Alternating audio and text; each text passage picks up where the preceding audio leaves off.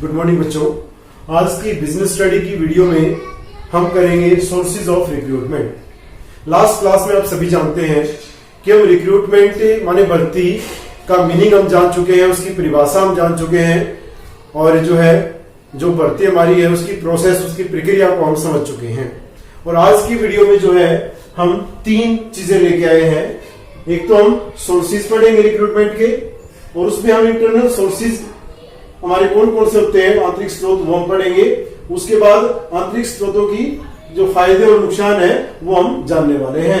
तो सबसे पहले अगर हम सोर्सेज ऑफ रिक्रूटमेंट पढ़े बच्चों, तो सोर्सेज हमारे जो है दो सोर्सेज हमारे होते हैं। एक हमारा होता है इंटरनल और दूसरा हमारा होता है एक्सटर्नल। माने संस्था के अंदर से ही हम कर्मचारियों को चुने और संस्था के बाहर से हम कर्मचारियों को चुने तो उनको हम आंतरिक और बाह्य सोर्स कहते हैं, स्रोत कहते हैं। अब यहाँ पे हम आज इंटरनल के बारे में हमें पढ़ने वाले हैं। आंतरिक स्रोत कौन से स्रोत हैं जिसमें हम कर्मचारियों को संस्था के अंदर से ही, फर्म के अंदर से ही हम कर्मचारियों को खाली पदों के लिए हम चुनते हैं, उनको अपॉइंट करते हैं बाहर से कर्मचारी लेने की बजाय। तो इसमें हमारे कौन कौन से स्रोत होते हैं। फर्स्ट हमारा है ट्रांसफर। ट्रांसफर से आप बिल्कुल जो है पहले से ही आप अवगत होंगे कि ट्रांसफर क्या है। एक डिपार्टमेंट से दूसरे डिपार्टमेंट में ट्रांसफर, एक ब्रांच से दूसरी ब्रांच में ट्रांसफर। माने जो पोस्ट यहाँ पे रहेगी वो हमारी सेम रहेगी, रेस्पॉन्सिबिलिटीज और अथॉरिटी जो हमारी रहेंगी वो भी हमारी सेम रहेंगी, फैसिलिटीज भी हमारी सेम रहेगी।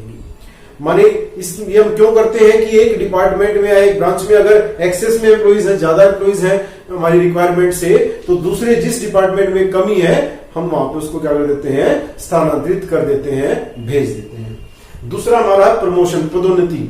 इसमें क्या होगा, इसमें जो हमारी अथॉरिटी है, रेस्पॉन्सिबिलिटीज है, हमारी जो फैसिलिटीज है, हमारा जो काम है, पोस्ट है, वो क्या हो जाएगा, वो बढ़ जाएगा।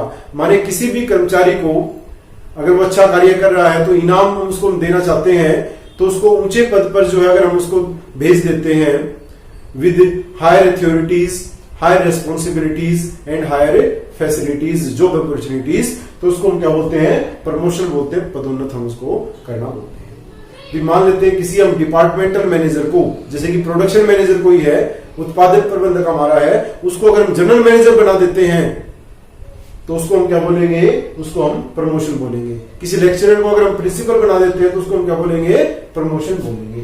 लास्ट हमारा है ले ऑफ, अस्थायी अलगाव। माने कुछ समय के लिए कर्मचारियों को काम से हटा देना। बच्चों कई बार ऐसी परिस्थितियां आ जाती हैं कि संगठन जो है वो सैलरी देने की स्थिति में नहीं होता है, या यूं कहिए कि उसको उत्पादन घटाना होता है, मांग कम हो रही होती है, तो उस केस में कॉस्ट कम करने के लिए जो है वो एम्प्लॉइज को खाली बिठा के पैसा नहीं दे सकता है, तो कुछ कर्मचारियों को वो क्या कर देता है, हटा देता है कि भी बाद में जब भी जरूरत पड़ेगी हम आपको ही दोबारा चुन लेंगे। अभी जो ये एक समस्या हमारी कोरोना की आई है, इसमें यही चल रहा है कि भी इसमें कुछ जो कंपनियां हैं उनका चूंकि बिक्री नहीं हो रही है तो उन्होंने प्रोडक्शन बंद कर दिया या प्रोडक्शन कम कर दिया, तो उसकी वजह से कुछ कर्मचारियों को उन्होंने कार्य से हटा दिया। तो इसी को हम बोलेंगे ले ऑफ या अस्थायी अलगाव। बाद में जब भी जरूरत पड़ेगी तो पहले इन्हीं कर्मचारियों को हम चुनेंगे। अब हम देखेंगे कि इसके क्या फायदे और नुकसान है। इंटरनल के एडवांटेजेस क्या है। पहला, विप्रेरणा में वृद्धि। जब हम पदोन्नति की बात करते हैं, ट्रांसफर की बात करते हैं, तो कर्मचारी अभिप्रेरित होते हैं। उनको ये पता होता है कि अगर हम अच्छा कार्य करेंगे तो हमें संस्था निकालेगी नहीं। अगर एक जो है डिपार्टमेंट में ज्यादा भी हो जाएंगे तो हम दूसरे में भेज दिए जाएंगे, या फिर अगर हम अपने जो टारगेट है, अपने उद्देश्य है, एम है, उनको हम अचीव कर लेंगे, टाइमली अच्छा काम करेंगे, तो डेफिनेटली हमें ऊंचे पद पर भी पदोन्नत कर दिया जाएगा। तो वो विप्रेरित होते हैं अच्छा कार्य करने के लिए। औद्योगिक शांति। औद्योगिक शांति की जब हम बच्चों बात करते हैं तो हम कर्मचारियों और मालिकों की बात करते हैं। तो कर्मचारियों और मालिकों के बीच में शांति बनी रहनी चाहिए, हड़ताल और तालाबंदी नहीं होनी चाहिए।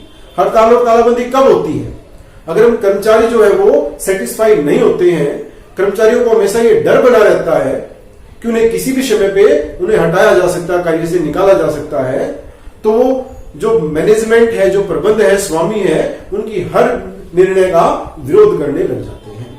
लेकिन अगर हम इंटरनल सोर्सेज से ही कर्मचारियों को चुनेंगे तो जो है वो इसमें उन्हें खुशी होगी, वो सेटिस्फाइड रहेंगे और दोनों में, कर्मचारियों और स्वामियों में शांति बनी रहेगी, संबंध अच्छे बने रहेंगे। सरल चयन, अगर हम बाहर से कर्मचारी लेंगे तो हमें पहले विज्ञापन निकालना पड़ेगा, फिर उनके जो फॉर्म भर के आएंगे उनको हमें चेक करना पड़ेगा, फिर टेस्ट देने पड़ेंगे, इंटरव्यू लेने पड़ेंगे, मेडिकल करना पड़ेगा, टेस्ट, माने एक लंबी प्रक्रिया से हमें गुजरना पड़ेगा। लेकिन अगर अपने ही कर्मचारियों को हम जो है खाली पदों पे हम ले रहे हैं, प्रमोट कर रहे हैं या स्थानांतरित कर रहे हैं, तो उनका कोई टेस्ट इंटरव्यू हमें लेने की आवश्यकता नहीं है, तो सरलता से हम उनका सिलेक्शन कर सकते हैं। प्रस्तुतिकरण की आवश्यकता नहीं। इंडक्शन क्या होता है, जब भी हम किसी नए कर्मचारी को चुनेंगे ना, तो हम डिपार्टमेंट में ले जाके हमें बताना पड़ेगा कि उसको क्या कार्य करना है, टाइमिंग्स जो है वो क्या होंगी, संस्था की जो नीतियां हैं, रूल्स हैं वो क्या होंगे, और कौन कौन उसके कलीग्स होंगे, कौन उसके अधिकारी होंगे, कौन उसके अधीनस्थ होंगे जो उसके नीचे कार्य करेंगे। लेकिन बच्चों, जब हम किसी को संस्था के अंदर से ही चुनते हैं तो वो संस्था के समस्त वातावरण से, कंप्लीट एनवायरमेंट से फेमिलियर होता है, तो हमें इंडक्शन की जरूरत नहीं पड़ती है। अतिरिक्त कर्मचारियों का समायोजन, अगर कहीं पे किसी डिपार्टमेंट में, किसी ब्रांच में ज्यादा कर्मचारी हैं तो उन्हें हटाने की बजाय हम क्या कर सकते हैं, इसमें स्थानांतरित कर सकते हैं किसी दूसरे विभाग में, दूसरी ब्रांच में, जहां पे की कमी है कर्मचारियों की, वहां पे उनको समायोजित किया जा सकता है। और लास्ट हमारा मितव्ययी स्रोत। मितव्ययी माने कम खर्चीला, व्यय माने खर्च और मित माने कम खर्चीला। भी बिल्कुल सच है, बाहर से अगर हम कर्मचारियों को लेंगे तो हमें विज्ञापन करने में, उनका टेस्ट अरेंज करने में, इंटरव्यू में माने बहुत सारा खर्चा हमें करना पड़ेगा, लेकिन अंदर से लेने में हमें कोई खर्चा करने की जरूरत नहीं है। अगर इसके डिसएडवांटेजेस की हम बात करें तो फर्स्ट हमारा है नवयुवक कर्मचारियों के प्रवेश पर रोक, माने restrictions in the entry of young blood. जो नए कर्मचारी आते हैं, देखिए कुछ कार्य ऐसे भी होते हैं कि उसके लिए हमें बिल्कुल फ्रेशर, नए कर्मचारियों की, नए युवकों की आवश्यकता होती है। जो नए युवक होते हैं, नवयुवक होते हैं, उनमें एक एनर्जी होती है, उस एनर्जी से वो ज्यादा लगन से काम करते हैं, ज्यादा मेहनत से कार्य करते हैं। लेकिन अगर हम सारे कर्मचारियों को बाहर से लेने की बजाय अंदर से ही लेने लग जाएंगे तो नवयुवक नहीं आएंगे, तो काम जो हमारा वो कम स्पीड से हो पाएगा। कर्मचारियों का सुस्त होना, कर्मचारी सुस्त हो जाते हैं, कर्मचारियों को पता है कि मेरा तो हटाया जाएगा, बाहर से कोई लेना नहीं है, ना कोई कंपटीशन है, तो वो आराम से काम करते हैं, वो सुस्त हो जाते हैं। और इसका फायदा किसी भी जो है संस्था के उत्पादन पे पड़ता है, उसके कार्य की गति पे पड़ता है। नए संगठनों को लाभ नहीं। अब अंदर से तो पुराने संगठन ही ले सकते हैं ना, कोई नया संगठन खुला है, नई संस्था ओपन हुई है, नई कंपनी एस्टेब्लिश हुई है, तो उसके लिए तो है ही नहीं, उसको तो बाहर से ही सारे कर्मचारी लेने पड़ेंगे। प्रतियोगिता में कमी आ जाएगी। मैंने पहले ही बताया कि बाहर से कोई आता नहीं है, सारे एक तरह के हो जाते हैं, काम करते नहीं है, तो कंपटीशन होता ही नहीं है। और लास्ट है बार बार स्थानांतरण नुकसानदायक। अगर बार बार ट्रांसफर करेंगे ना, तो वो ना तो अपना काम ठीक से समझ पाएंगे, ना वो अपने स्टाफ को समझ पाएंगे, ना रूल्स को समझ पाएंगे।